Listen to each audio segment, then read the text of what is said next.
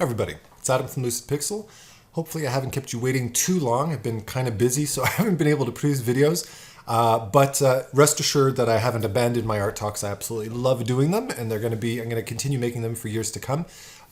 I apologize for the delay. With that said, I want to share with you a few lessons I've learned throughout my career as a professional, career as a student as well, that I wish I knew earlier. Because looking back, I realized that had I known these things earlier, I probably would have grown a lot faster. I probably would have improved a lot quicker.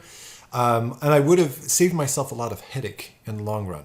So the first thing is, be careful to avoid those oversimplified how-to books, lessons, videos. All right, especially when they're very, very specific, such as how to simplify the human head, how to simplify the human torso, that kind of stuff. They're good for that first initiation into understanding three-dimensional form and stuff like that. But I have found in the long run, they can create a lot of habits in your artwork that will eventually hit a very solid roadblock and lead to a lot of headache trying to understand and decode these things later on.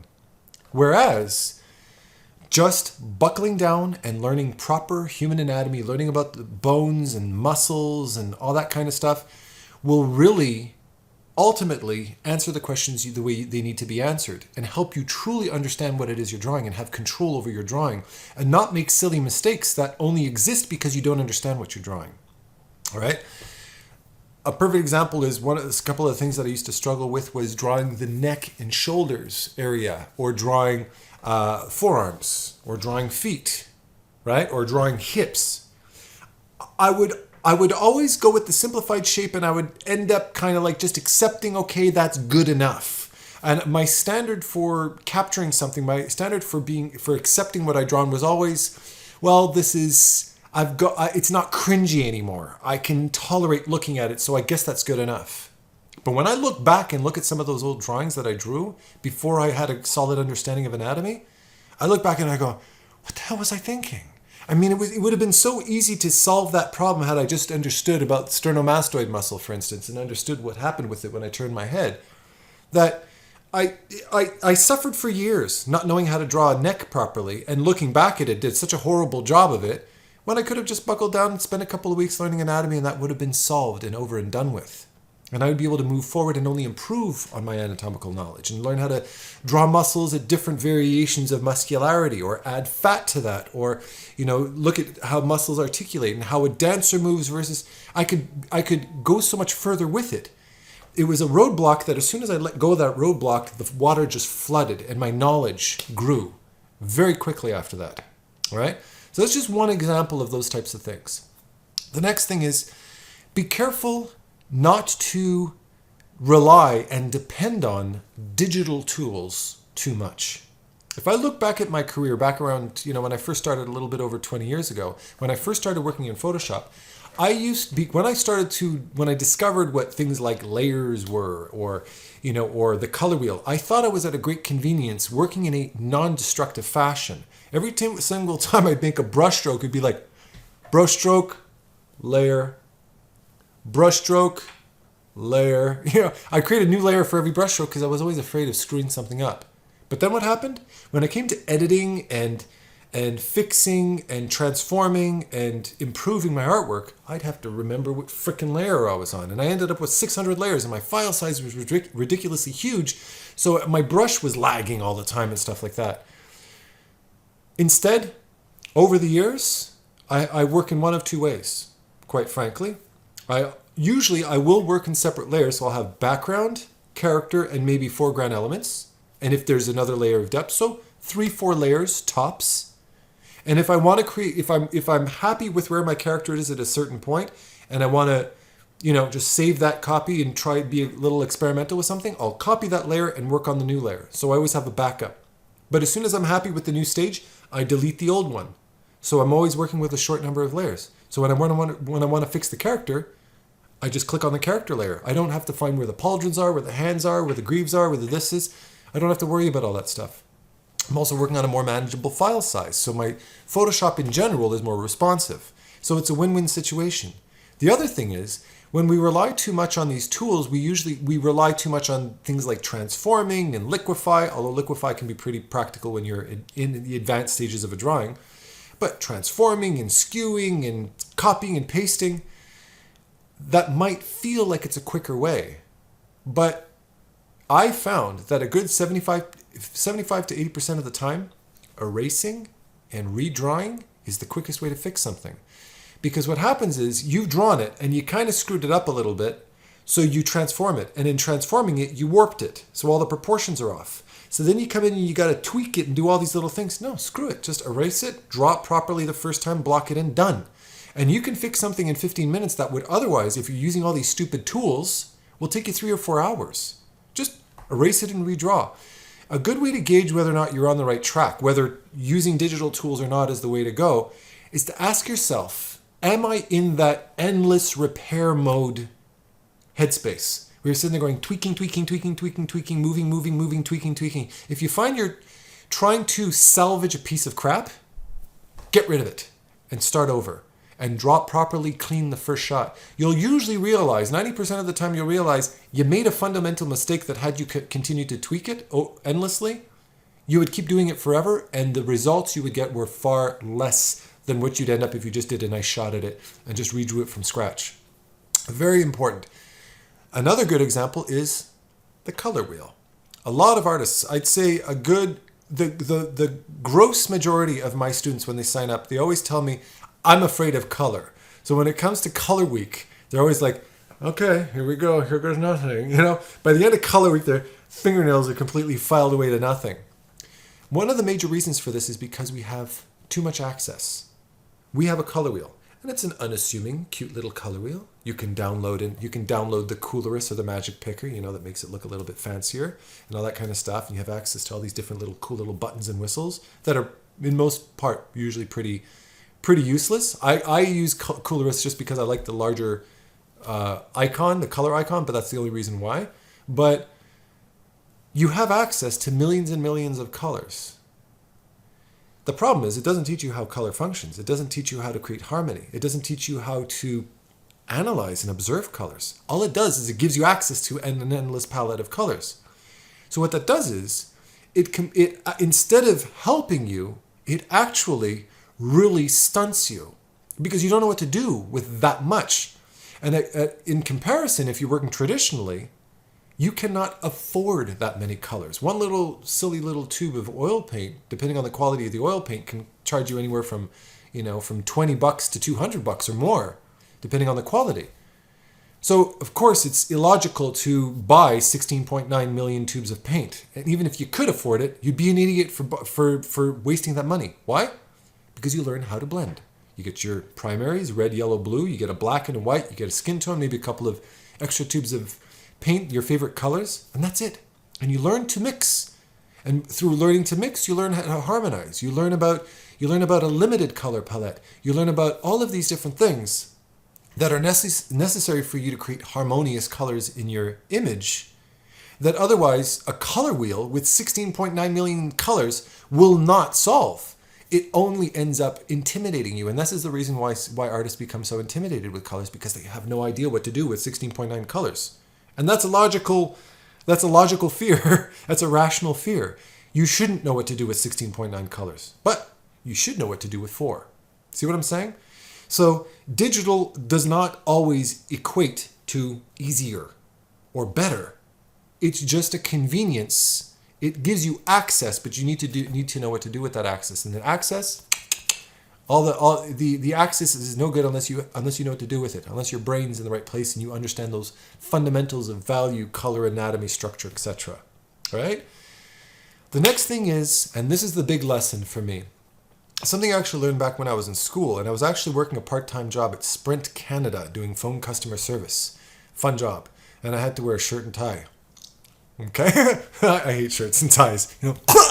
The corporate noose around your neck.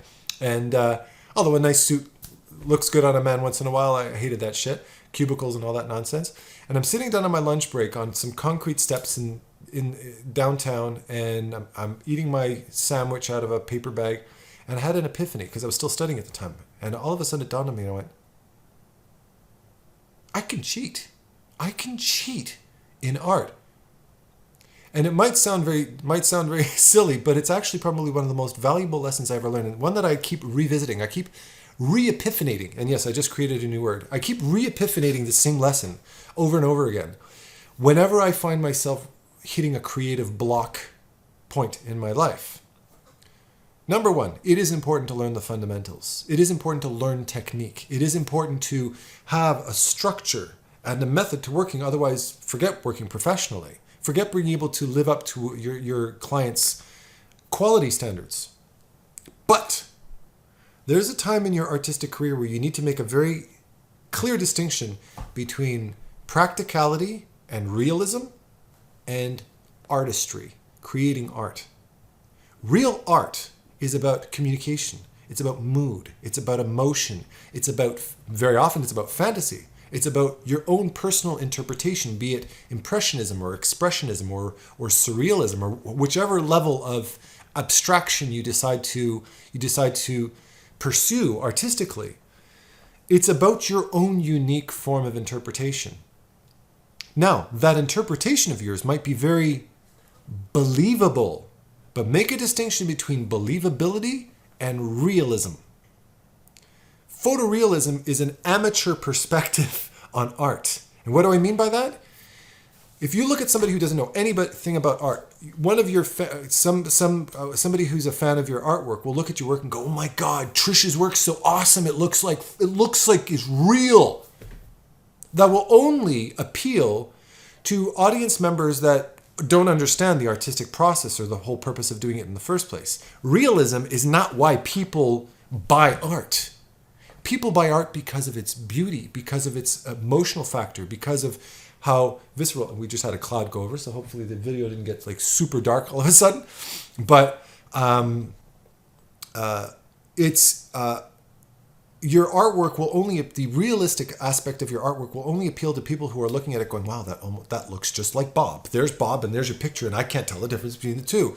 But when you're watching a movie, when you're playing a video game, when you're playing a trading card game, when you're watching a film, something like that, you're not nerding out over how realistic it looks. You're nerding out over how that film makes you feel, how cool that design is.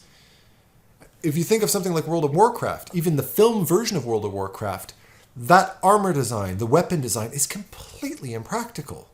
The pauldrons are freaking this big. Do you care? No, because it just makes for a cool design. It's believable. If you look at those orcs, they're very believable, but are they realistic? Of course not, because the real orcs don't exist in real life. You know, if you're looking at the armor design on the humans or on more humanoid characters, it's completely fantasy, but it looks good.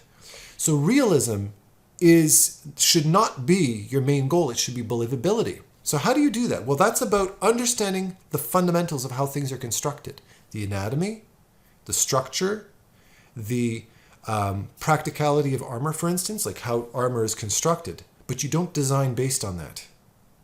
First, you worry about the design. You worry about creating shapes, abstract object shapes. You objectify your drawing, and you look at it as a piece of design, and then you use your logical brain after the fact to reapproach it in a practical perspective and say, okay, if this armor is actually going to be on a live action actor, then I need to separate these different parts into different bits of armor, and maybe I need to scale this down a little bit so that the actor can move their head, and that they can actually see where they're going, or maybe not. Maybe it's pure cosplay type costume design, in which case you can throw all that shit in the garbage, and you inject some practicality into it after, but you don't start that way. You don't start with practicality. Environment design's the same thing. If you start with a perspective grid, a lot of artists run into this roadblock. You start with a perspective grid. You draw out your perspective grid, and then you start to draw cubes on your perspective grid to represent houses. What do you end up with? You end up with a flat landscape with Lego pieces all over it. No, you just try to create an image, draw the flow, do a loose drawing and say, this is what my composition is going to look like. And then you apply perspective to it after. So don't let practicality stunt your creative process. This is something that I was always contending with as an artist. I was like, well, logically, this is how things are going to need to look. And it It wasn't until I let go of practicality and just drew. I thought the word cool in my head. That's cool here. I want something that looks wicked and spiny. So I worry about those abstract shapes first, and then I inject realism into it after. Okay? Picasso himself said it like this. He said, artists use lies to uncover the truth. Right? It makes perfect sense. I lie in my artwork all the time. If you look at my artwork from a practical standpoint, well, technically a lighting wouldn't be able to do something like that, and that anatomically doesn't make any sense, and this and that and that and that and that. But it works because I've grounded my drawing in fundamentals, but then I allow myself to let go. And it's in the letting go that you actually start to produce some really cool designs and produce memorable stuff. But if you try to just jump into that first and foremost without understanding any of the fundamentals, no matter what you do, it's going to look like crap. As Tom Waits says, there's only so many ways you can polish up a turd, right? So with that said, hopefully you enjoyed my art talk. Remember that I have my mentorship, but if you want to sign up, know that you're going to have to wait a couple of months, but you can reserve in advance. You can reserve your spot. All the info below in the description. And don't forget about the Brush Sauce Theater with myself and Tyler Edlin. Free online exposure, free professional critique from myself and Tyler, and sometimes even guest speakers as well. And access to a huge community of artists that have a very high standard. Every single time we do a Brush Sauce Theater, the artists just keep pushing the bar up 50%. So it's a really good place to be motivated and be surrounded by people that are giving you a little kick in the ass and help you produce some really great work. All right? So hopefully you enjoyed the art talk. Remember to subscribe and hit the little bell icon if you want to get notified when I produce new videos. All right? So happy painting, everybody, and take care. Bye-bye.